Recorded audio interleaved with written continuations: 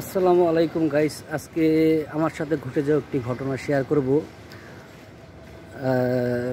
রামপুরা থেকে যে ট্রলার ছাড়ে গুদারাঘাট, তা আমি গুদারাঘাট যাচ্ছিলাম ট্রলারে। আজকে দিনটা শুক্রবার, একদম ফাঁকা পাইছি বললেই চলে। তা যাওয়ার সময় যখন ট্রলারে উঠলাম, টিকিট কাটার সাথে সাথে ট্রলার চলে আসলো। ট্রলারে উঠবো এমন সময় দেখলাম এখানে দুটো মেয়ে দাঁড়িয়ে আছে। যদিও মেয়েদের কথা আমার বলা উচিত না, তারপরে বলছে এই কারণে, কারণ তারা যে আমাকে এরকম একটা প্রশ্নের সম্মুখীন করে ফেলবে আমি বুঝতে পারি নাই। ঠিক ট্রলার ওঠার সময় দুটো মেয়ে ছিল দাঁড়ানো। আমার চোখ মানে পড়ার সাথে সাথে একটা মেয়ে আমাদের এমনভাবে তাকিয়ে আছে, মনে হলো যে আমাকে সে চিনে।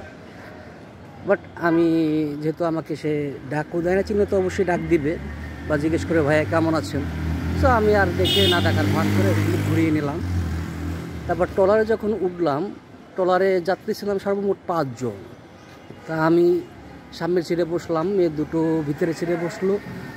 আমার পিছের সিটেও একজন মানুষ বসাচ্ছিল, তা মেয়েদের সামনের সিটে একটা ছেলে বসাচ্ছিল। তা আমি আশ্চর্য হইলাম যে এরকম ফাঁকা তো এই ট্রলার কখনো থাকে না। তাই আমি একটু তাকালাম, তখন দেখলাম ওই মেয়েটা আমার দিকে এমনভাবে তাকিয়ে আছে, মনে হয় আমাকে কিছু বলবে। তা আমি একটু চিন্তা করে আবার মুখ ঘুরিয়ে নিলাম, নিয়ে পুরোটার ট্রলারই আমি সামনেই তাকিয়েছিলাম, পিছিয়ে আর তাকাইনি। কেননা মেয়ে মানুষ তো তখন কি বলে ফেলায় এরকম একটা ভাবনা ছিল। আর যেহেতু চেনে তো বলতো ভাই আমি আপনাকে চিনি বা অমুক, আপনি আমাকে চেনেন না, কি কথা বলছেন না কেন।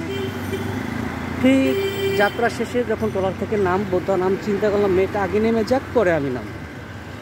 ও নেমে গিয়ে সামনে গিয়ে দাঁড়াইলো, আমি নামলাম। আমাকে হঠাৎ করে প্রশ্ন করলো, ভাই কী সমস্যা? আমি অবাক। আমি মাথাটা নাড়িয়া বললাম না, কোনো সমস্যা না। ইশারায় বলে আমি হেঁটে চলে গেলাম, আর দাঁড়াইলামই না। আমার ভয় লাগছিল আসলে, উনি আমাকে এইভাবে প্রশ্নটা কেন করলো, আমি তো ওনার দিকে এইভাবে তাকাইনি। তাই কথাটা আপনাদের সাথে শেয়ার করলাম। এরকম প্রায় একটা সময় আমার জীবনে আসতো, অনেক মেয়েই তাকিয়ে থাকতো, কিন্তু আমি আসলে এভাবে তাদেরকে পাত্তা দেই না, কেননা এগুলো শয়তানের লাঞ্ছন আমার কাছে মনে হয়। তাই আমি সেফ থাকারই বরাবর চেষ্টা করি। ভালো থাকবেন।